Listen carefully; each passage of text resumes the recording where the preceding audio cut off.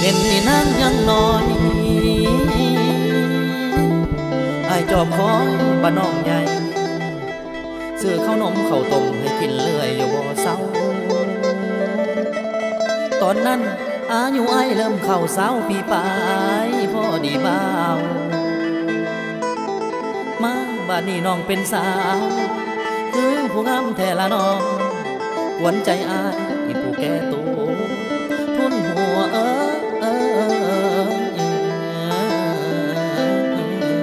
คนงาม